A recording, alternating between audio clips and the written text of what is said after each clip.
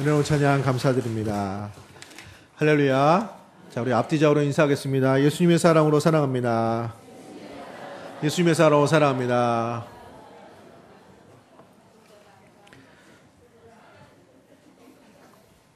네, 할렐루야. 슬픔이 변하여 기쁨이 되게 하십니다. 라는 제목으로 은혜의 말씀을 나누고자 합니다. 우리 하나님은 슬픔이 변하여 기쁨에 되게 하시는 전능하신 하나님이 되시는 줄로 믿습니다. 이제 다윗이 이제 고백한 시편입니다. 시편 30편 11절에 그 말씀이 나오는데, 주께서 나의 슬픔이 변하여 내게 춤이 되게 하시며 나의 베옷을 벗기고 기쁨으로 띄우셨나이다. 라는 말씀이 있습니다.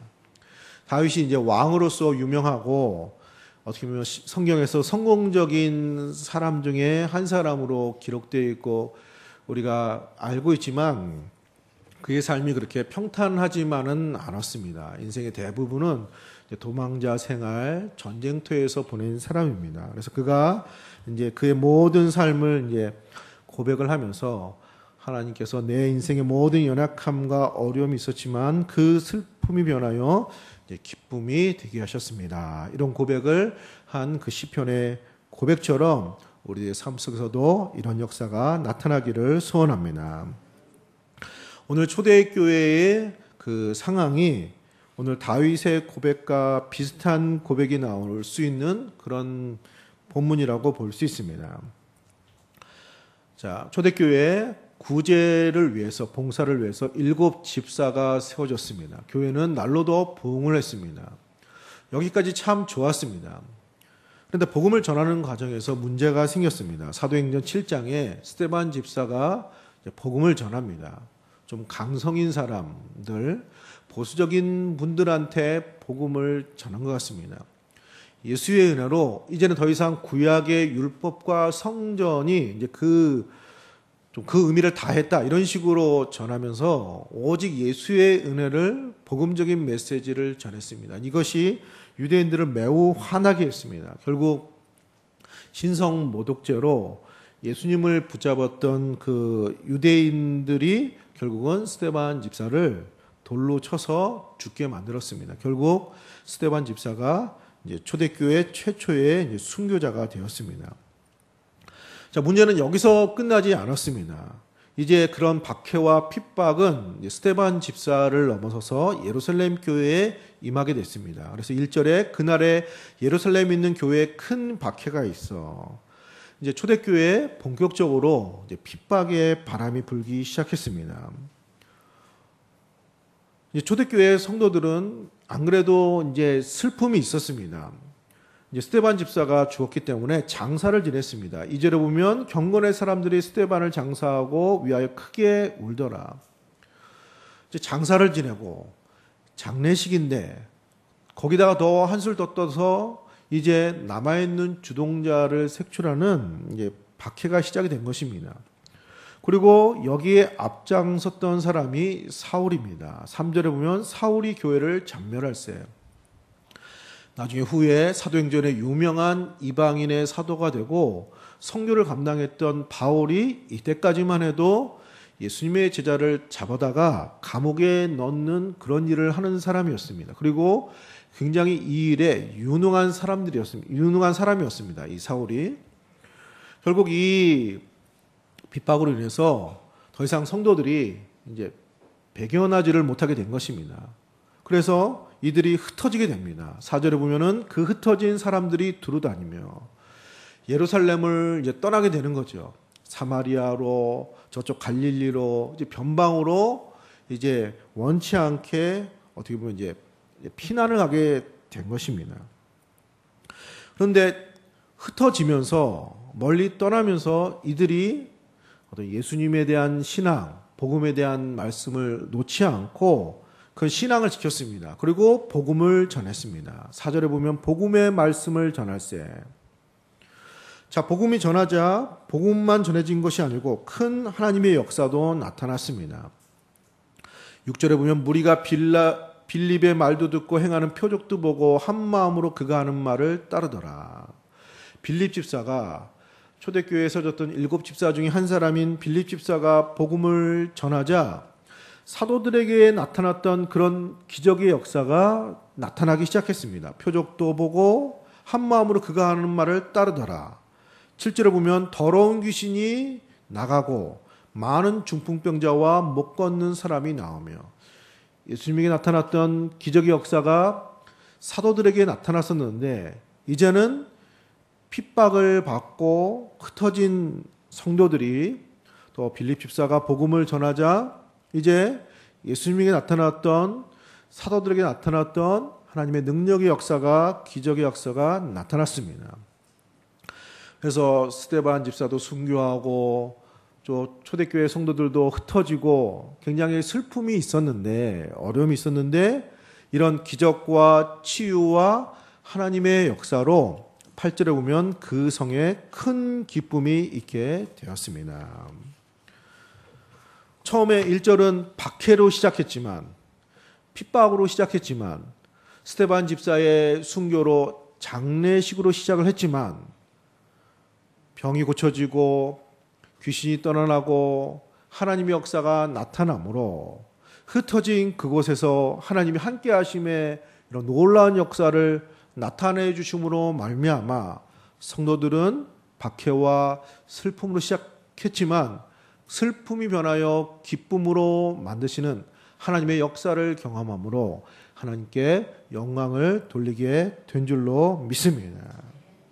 슬픔으로 끝나지 않고, 박해로 끝나지 않고, 핍박으로 끝나지 않고 기쁨이 되게 하셨습니다. 이런 하나님의 역사가 우리들의 생활 가운데서도, 교회 생활 가운데서도 풍성하게 나타나게 해 주실 줄로 믿습니다. 자, 그럼 이 본문 속에서 나온 우리 그 교훈을 한번 살펴보고자 합니다. 자, 첫 번째로 하나님의 능력은 환경에 가로막히지 않고 넘어서는 하나님의 역사가 되는 줄로 믿습니다. 자, 핍박입니다. 박해가 있었습니다. 순교자도 생겼습니다. 결국은 감당이 안 돼서 사방으로 흩어지는 상황이 된 것입니다.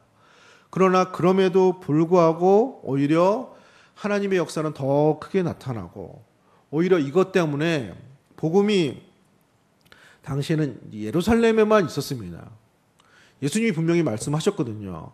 성령이 너에게 임하시면 너희가 권능을 받게 될 것이고, 그러면 예루살렘과 온 유대와 사마리아 땅끝까지 이르러 내 증인이 되리라. 돼야 한다, 될 것이다, 가서 전하라고 말씀을 하셨습니다.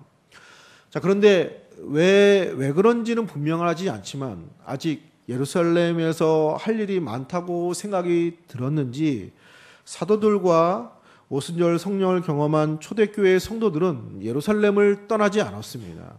그 지역에서 복음을 전하고 그 지역에 있었습니다. 그런데 오히려 이런 핍박과 박해 때문에 흩어졌던 성도들이 사마리아에도 가고 유대 곳곳에도 가고, 이래서 온 땅에 흩어짐으로 말미암아 오히려 복음이 예루살렘과 유대와 사마리아 땅끝까지 전해지는, 복음이 전해지고 하나님 나라가 확장이 되는 그런 역사가 된 것입니다. 오히려 전혀 그렇지 않은 상황에서 오히려 하나님의 뜻이 이루어지고 하나님의 역사가 나타나게 된 것입니다. 그러니까 하나님은 어떤 상황이 되고 또 여건이 되고 또 분위기가 좋고 이런 곳에서만 역사하시는 것이 아니고 전혀 그렇지 않은 것, 오히려 교회가 더 위축될 수 있고 성도들이 더 위축될 수 있는 그런 상황 속에서 오히려 더 큰 능력을 나타내시고 하나님의 큰 기적을 나타나시고 복음이 전해지는 하나님의 뜻을 이루게 된 것입니다. 하나님의 능력은 환경에 가로막히지 않고 장애물에 가로막히지 않고 오늘 우리에게 임하게 되는 하나님의 역사가 하나님께 있는 것입니다. 할렐루야. 성경의 많은 그 노래들은, 찬양들은 이런 하나님의 능력을 찬양한 것입니다.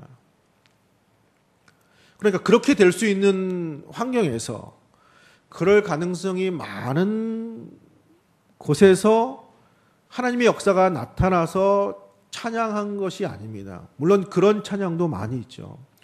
하지만 대부분의 찬양은 전혀 그럴 가능성이 없는 곳에서 하나님의 역사가 나타난 것입니다. 예를 들면 출애굽기 15장에 모세의 노래가 나옵니다. 15장 2절에 여호와는 나의 힘이요 나의 노래시며 나의 구원이시로다. 유명한 찬송이 나옵니다. 자, 이 찬송이 어디서 나왔냐면은 이스라엘이 애굽을 나옵니다. 출애굽을 하죠.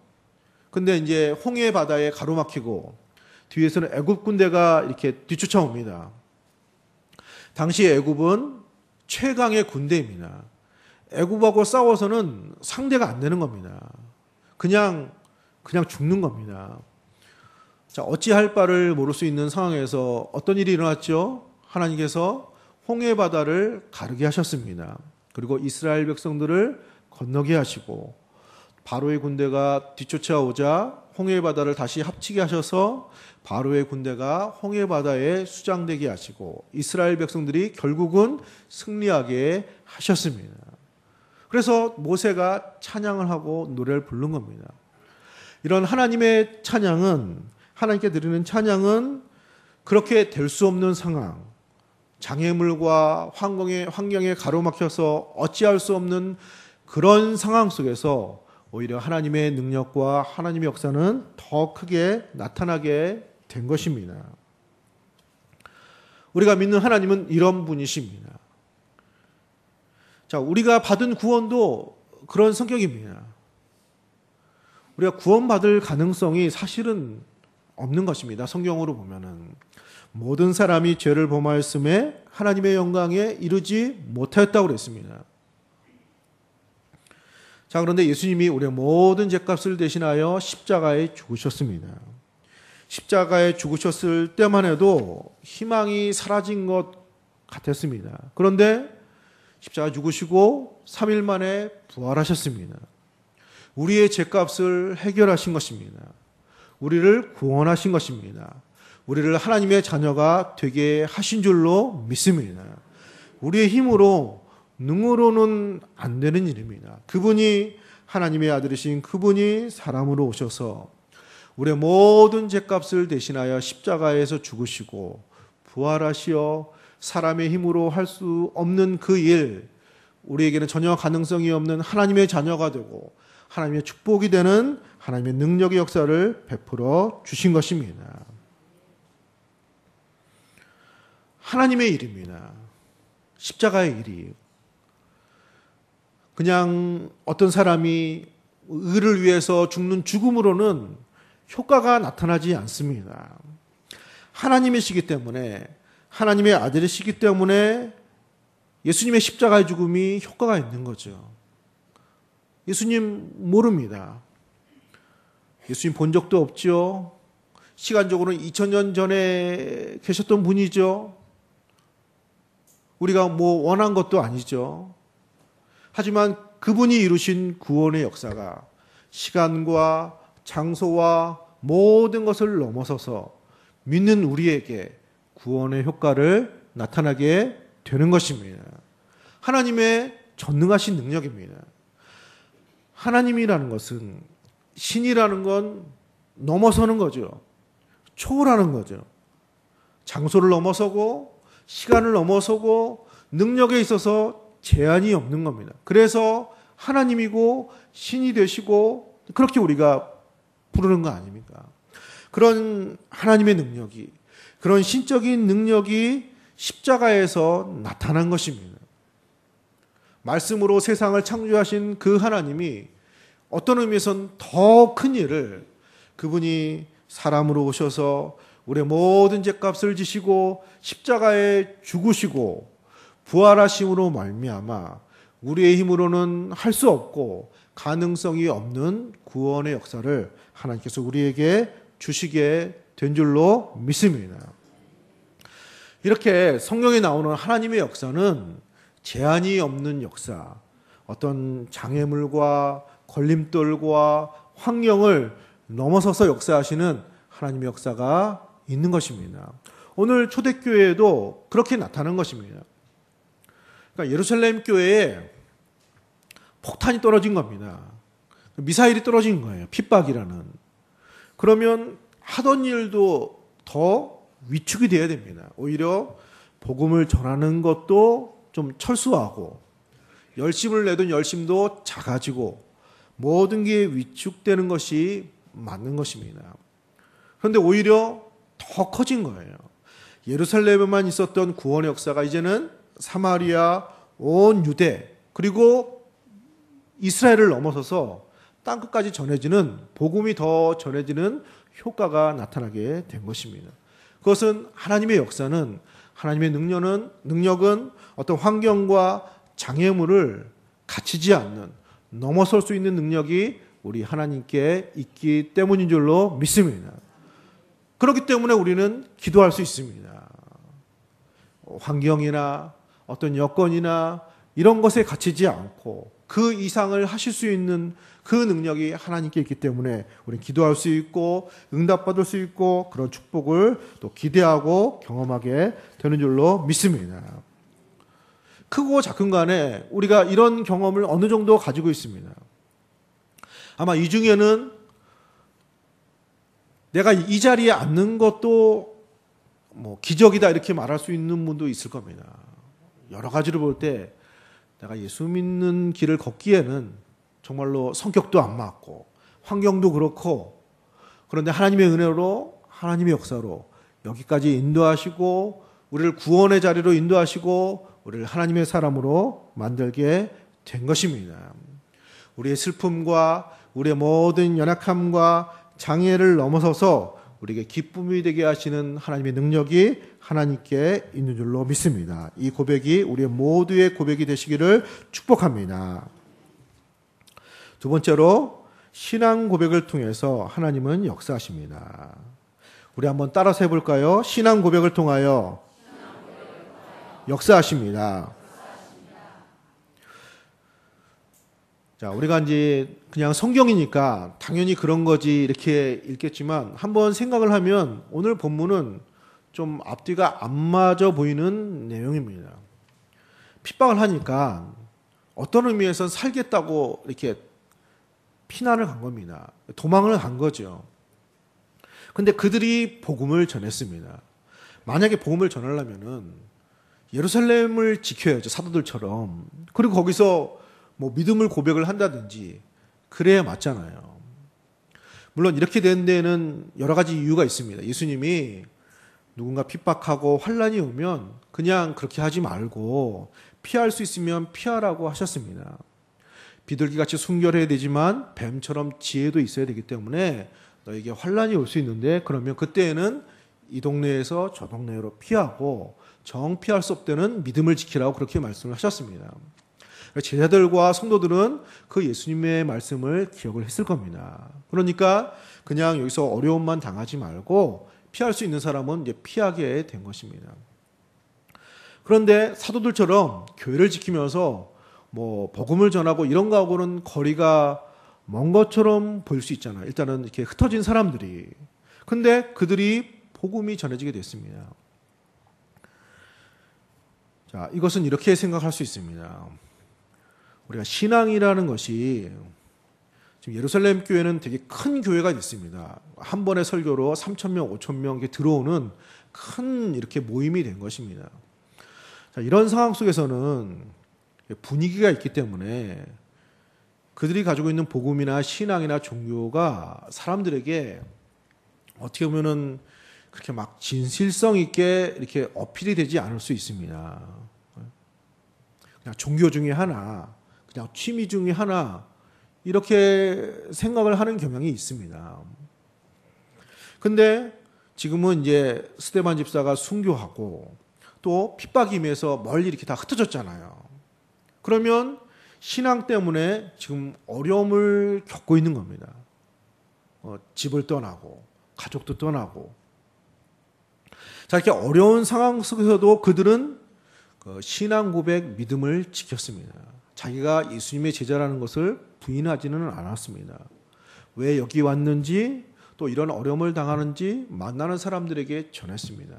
지금은 환경이 어렵지만 우리가 핍박을 당하지만 그러나 여전히 예수님은 나의 주님이 되시고 나의 왕이 되시고 나의 구세주가 됨을 포기하지 않았습니다. 자, 그러니까 사람들에게 어떻게 느껴지죠? 이들의 신앙이 더 힘있고 더 진실하고 더 분명하게 드러나고 오히려 복음이 전해지는 기회가 되게 된 줄로 믿습니다. 오히려 더 그 어려움 속에서 더 복음이 전해지는 기회가 된 것입니다.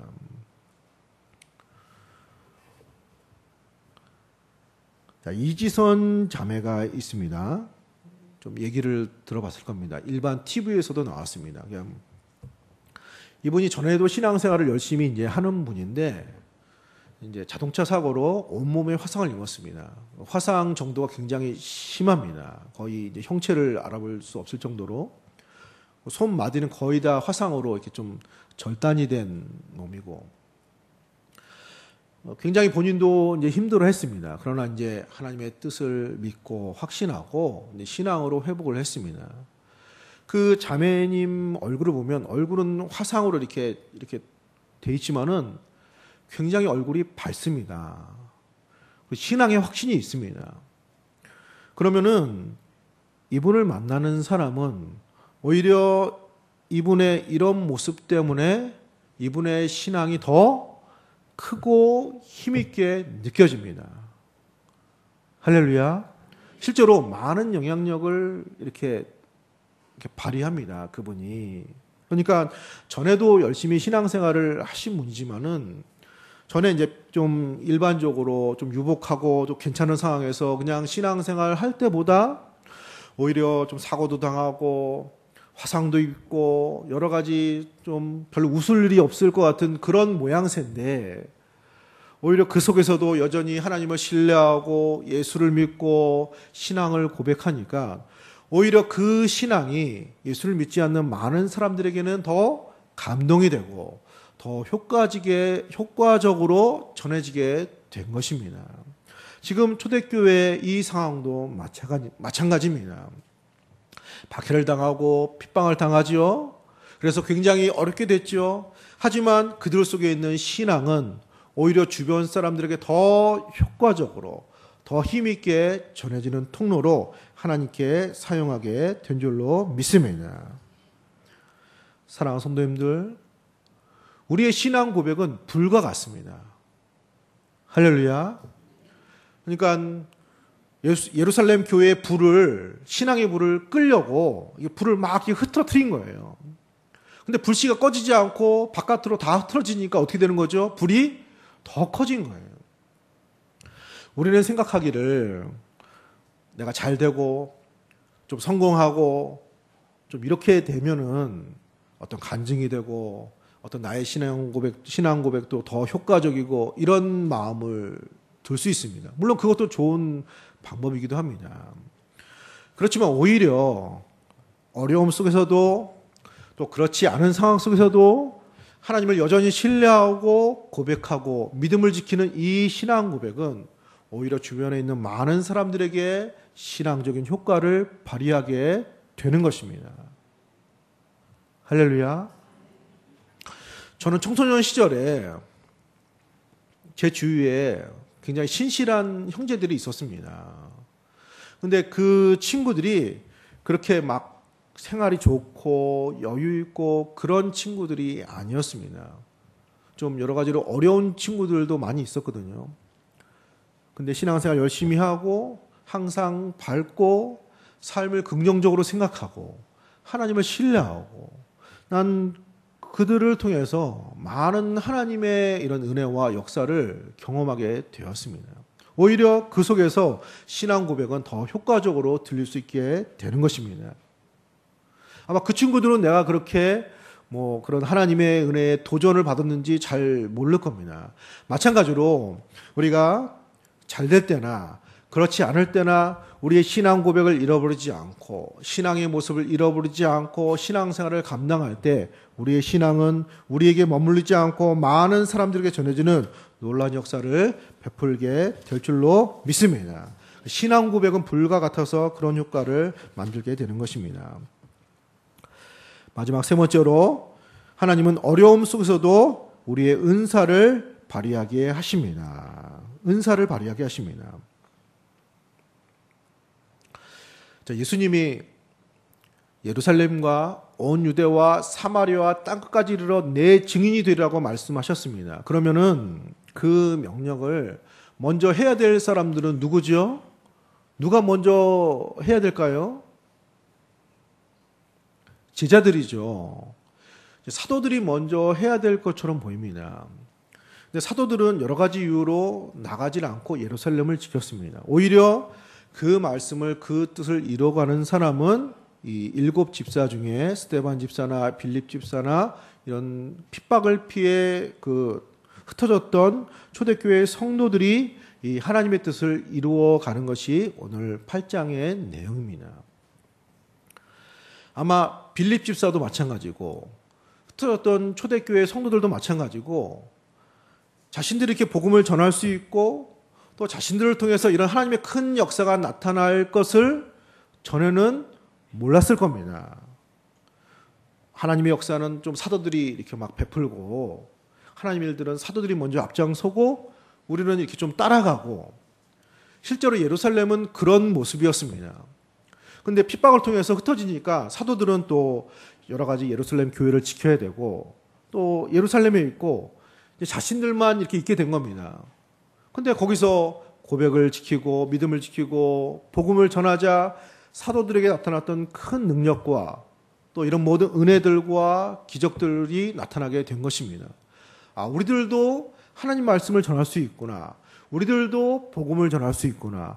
우리들을 통해서도 하나님의 역사가 나타난다는 사실을 본인들의 은사를, 역량을 발견하는 기회가 된 것입니다. 할렐루야.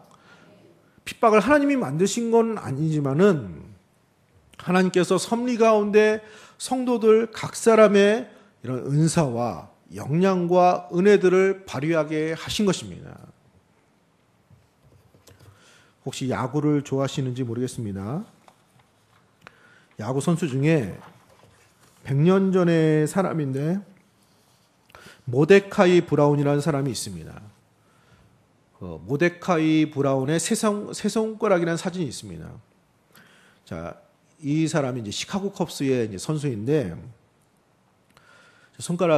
온전한 손가락이 3개입니다. 야구를 되게 좋아하는데 손가락을 다쳤습니다. 그것이 이제 이 중요한 손가락, 이 두 번째 손가락이 절단이 되고 이 가운데 손가락은 이렇게 휘어졌습니다. 이렇게 다쳐가지고. 그러니까 정상적인 손가락은 이 끝에 2개, 이 엄지 이렇게 3개밖에 없습니다. 근데 야구를 포기하지 않은 거예요. 근데 이 선수의 문제는 손가락이 정상이 아니기 때문에 공을 제대로 이렇게 중심으로 못 던지기 때문에 이 옆에 있는 손가락으로 던지다 보니까 공이 이게 똑바로 가지 않습니다. 가다가 중간에 한번 이렇게 출렁여요. 당시에는 이제 변화구라는 개념이 없던 시절입니다. 100년 전이니까. 근데 감독이 이 선수가 이제 3루수였는데 이렇게 던지는 모습을 보니까 공이 꼭 가다가 중간에 이렇게 똑바로 못 가고 이렇게 흔들리는 거예요. 그래서 저 기질을 좀 잘 활용하면 좋을 것 같다 이런 마음을 가진 거예요, 감독이. 그러다가 어느 날 투수가 모자르는 때가 있었습니다. 투수가. 그래가지고 이 모데카이 선수에게 공 한번 던져보라고 이제 투수의 기회를 줬습니다. 이제 투수의 자리에서 이 선수가 이제 공을 던진 겁니다. 이제 공이 날아오다가 중간에 한번 이렇게 출렁이는 거예요. 공은 빠르지 않습니다. 그러나 공이 정상적으로 오지 않습니다. 이게 공이 정상적으로 오지 않는 것이 일반 그 다른 자리에서는 별로 좋은 점이 아니지만은 굉장히 공을 던지는 투수에게는 굉장히 장점이 되거든요. 타자들이 그 공을 잘 못 치는 거예요. 그래가지고 이 선수가 이제 주전 투수가 돼가지고 시카고 컵스가 2회 연속으로 메이저리그 우승을 합니다. 100년 역사에서 시카고 컵스가 2번 우승을 한 적은 이때밖에 없습니다. 그때 중요하게 중용이 됐던 사람이 이 모데카이라는 선수입니다. 자, 이 사람이 투수로서 그렇게 실력을 발휘하도록 어떻게 보면 단점일 수 있는데 그것들이 중요하게 쓰임 받을 수 있도록 감독이 그 사람을 적재적소에 투수의 자리에 놓은 것이죠.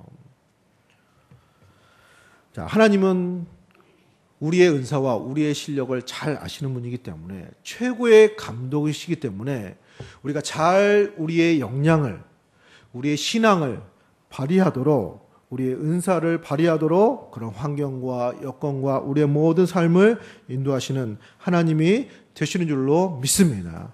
어려운 상황 속에서도 오히려 그 성도님들이 신앙의 효과, 신앙의 역량을 발휘하도록 그 성도 한 사람 한 사람의 이런 모든 능력이 사용되도록 하나님께서 역사를 하신 것입니다. 사랑하는 성도님들, 오늘 우리에게도 그런 역사를 베풀어 주실 줄로 믿습니다. 우리 한 사람 한 사람에게, 한 사람 한 사람이 하나님 나라의 쓰임을 받도록, 복음이 전해지도록, 하나님의 일을 감당하도록 하나님께서 우리 한 사람 한 사람을, 한 사람 한 사람의 은사와 역량을 잘하시고 사용되도록 하나님은 역사하게 되시는 것입니다. 말씀을 정리하고 마치겠습니다. 사랑하는 성도님들, 하나님은 전능하신 분이십니다. 우리의 모든 연약함이 슬픔이 변하여 기쁨이 되게 하시는 하나님이 되십니다. 환경을 넘어서고 장애물을 넘어서게 하십니다. 그리고 우리들을 사용하십니다. 우리들의 은사를 사용해서 하나님 나라의 확장에 귀하게 쓰임받는 하나님의 역사를 기대하시고 그렇게 쓰임받는 성도님들 되시기를 예수님의 이름으로 기도합니다. 우리 한 목소리 한번 기도하겠습니다. 하나님, 이런 모든 환경을 넘어서서 귀하게 쓰임받는 초대교회 성도들처럼 하나님 우리의 모든 연약함을 넘어서서 귀하게 쓰임받는 우리 성도님들 몸내 교회가 되게 달라고 이 시간에 한 목소리로 우리 함께 기도하겠습니다. 걸어가신 우리 아버지 하나님, 은혜 주심으로